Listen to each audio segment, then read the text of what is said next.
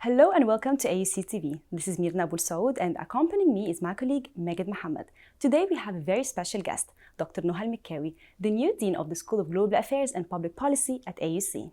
Dean Noha is an AUC alumna with a bachelor's degree in political science. She pursued her master's degree in comparative politics and international relations and a PhD in comparative politics from the University of California, Los Angeles.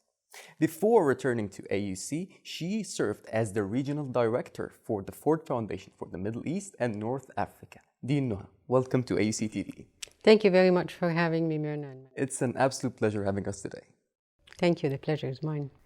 Dr. Noha, you are an AUC alumna. How does it feel to return back to the AUC after 30 years as the new Dean of the School of GAP?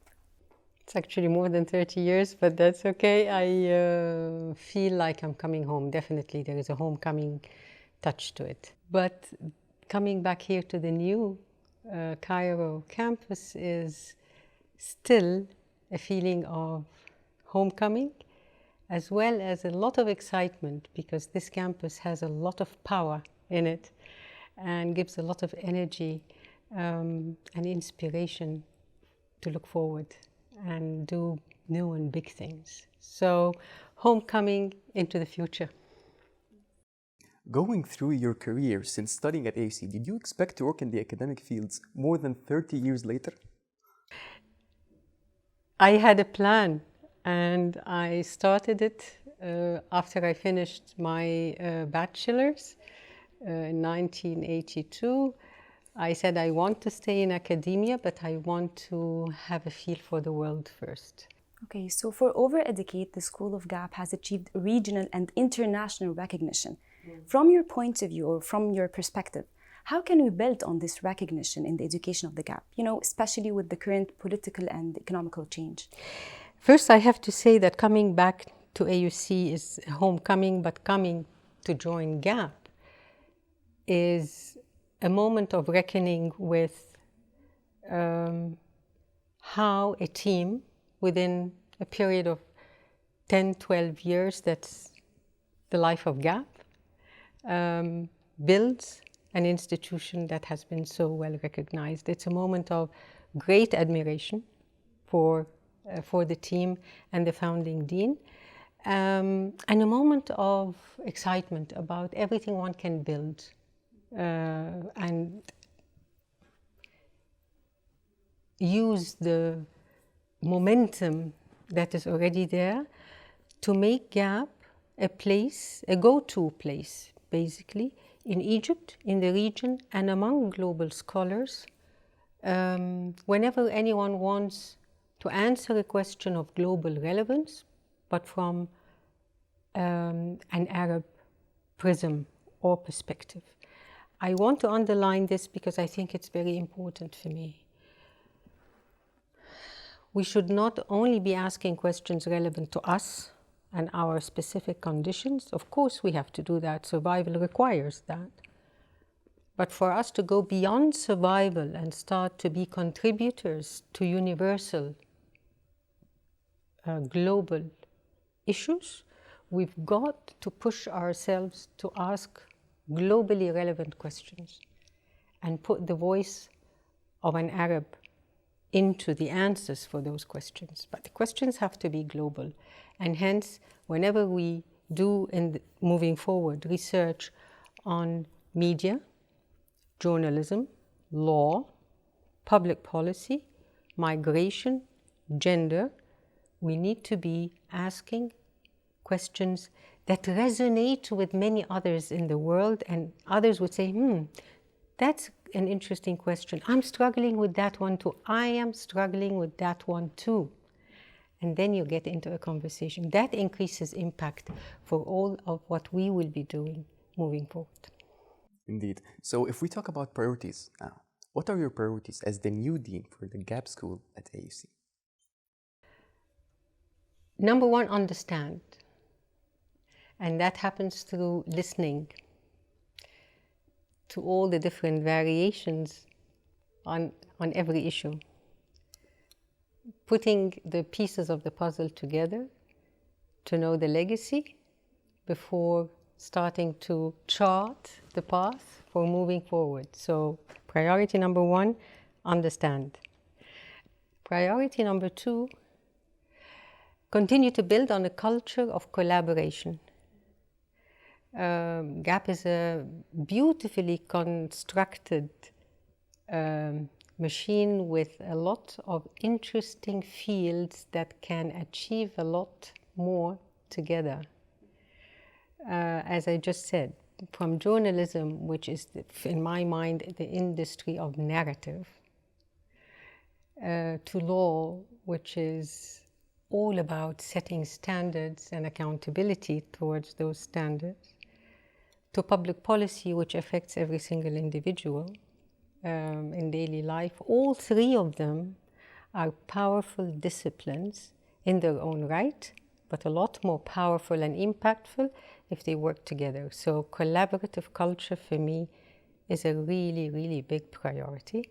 And then finally, a research agenda, as I said earlier, that grapples with our own problems in the Middle East and North Africa, including Egypt, but also dares to ask questions that an Asian, an African, someone from South America, or even North America says, I'm grappling with that question too. And then trying to solve and find answers together. Okay, so in a previous interview, you said that deep transformation are underway in the global economy and the global affairs. How do you think that we can ensure that the School of GAP can harness the opportunities unleashed by such transformation? I think we are first and foremost a university, a teaching university. And hence, the classroom conversations have to be attentive to global issues. We will not only read books and articles with theories. That is very important, and we have to do it. The theoretical base has to be there. But the classroom discussion has to apply theories to today's questions and get our students to be interested in understanding today's issues. So the classroom conversation, the classroom dynamic is key for GAP's ability to harness. Then comes the second piece, which is GAP's ability to interest enough of those who support research financially, and that will mean a research agenda that asks daring questions and comes up with innovative methodologies to answer those questions, for which we can then hopefully successfully get the funding that helps us do that research and then go out widely and disseminate, knowing exactly when to do that, which stakeholders should be around the table. And that we are already doing very well, and we have to continue to do that a lot more. COP27 is an example of that. The whole university has a climate change initiative, and GAP has a role to play in that initiative. We are focusing on very important issues, not only for Egypt, for the whole region. We are looking at the relationship between climate change and public policy. What policies are needed to cope with such an important global challenge? We're focusing on climate change and urbanism, because a lot of the Arab world is actually cities and no longer just agriculture. Those cities impact the climate as well as are impacted by the climate. So for us to look at that intersection between environment and cities is a key issue in the Arab region. And then finally, we're looking at journalism and how is that industry coping with storytelling about climate. So you see, GAP can be at the forefront, is at the forefront of issues that are of global relevance. Okay, so with that being said, you have a wide experience in academia and in professional life. Is there a specific course or a program that you'd like to introduce in the School of GAP? A lot, but all will come with time. one of my dreams is to enhance the connection between public policy, law, and some new areas that will become dominant and hegemonic in the lives of every individual, such as technology. We see it every day. The economy is impacted by technology. Mass communication is impacted by technology. So the question to be asked is, what policies are needed to harness the potential of technology, but to control the harms of technology? What policies are needed to make the value of work and the value of workers maintained and protected, so that we do not end up giving up that very important piece that makes a human being dignified, namely work, giving that up to machines. But on the other hand, using artificial intelligence to expand and augment the work of individuals and institutions. All that has implications for public policy, has implications for law and regulatory agencies.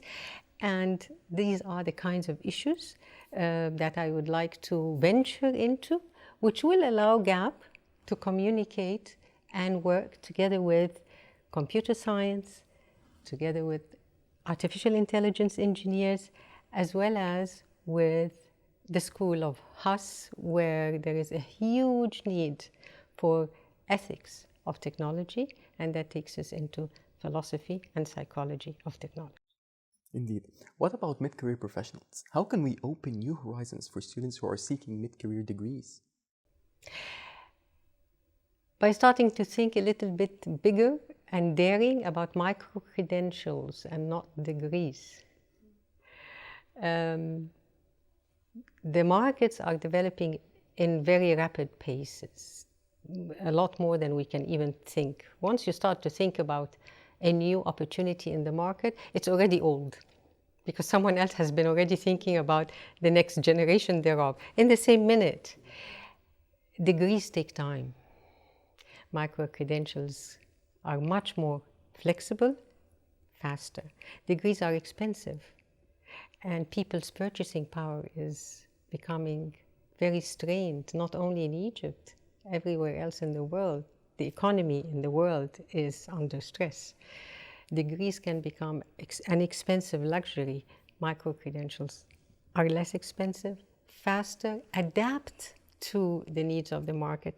So maybe AUC will need to look into expanding its offerings of micro-credentials, but without giving up or compensating on rigor.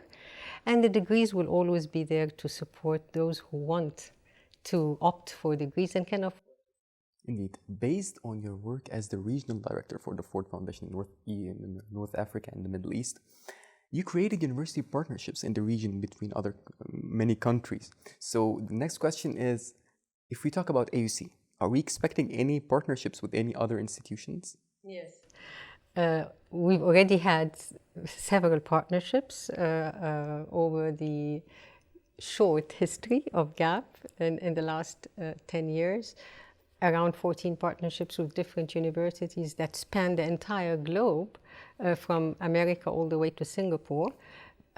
We hope to continue that legacy of GAP.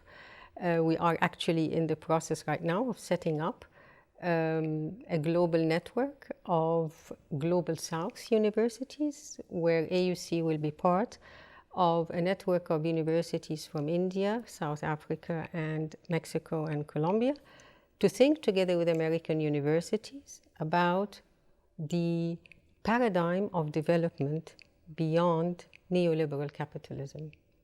So this will be launched next month with the presence of our president, Ahmed, and we will be having members from those universities coming over to Cairo to launch the project. That will put us in a network of economists, political scientists, sociologists who want to go beyond the illness and the challenges of capitalism as we know it, and think of a new paradigm for development.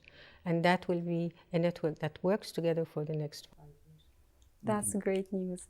Dr. Noha, your academic background includes research development at the University of Bonn. Is there a specific research area in the School of GAP that you'd like to undergo? For me, the major priority is cross-discipline research agenda. I want to make sure that we try to pause relevant, hopefully globally relevant questions and search for answers across disciplines, also beyond GAP.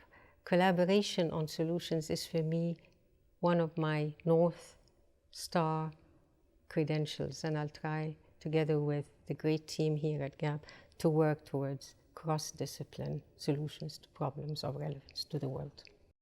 Okay, final question. What is your message to the members of the GAP School here at AUC? I'm so thrilled to be part of this school. I'm so much looking forward to what can be done over and above what has already been achieved. I'm humbled by how much they have done with so many challenges along the way, challenges that everyone has when you start a new institution.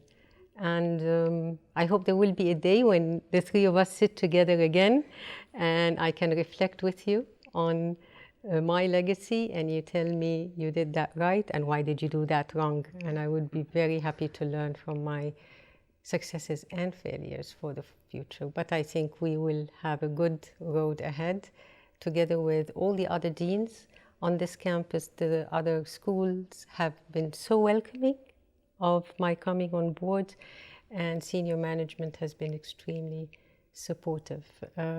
So thank you for having me, GAP, and I look forward to being a good citizen of GAP and AUC in the years to come. Dr. Noha, you indeed highlighted critical points that await the AUC. Thank you so much for joining us today. Thank you for your time, Mirna and Mohammed. Thank you for your questions. Thank you everyone for watching. This was Mirna Elseoud and Mohammed.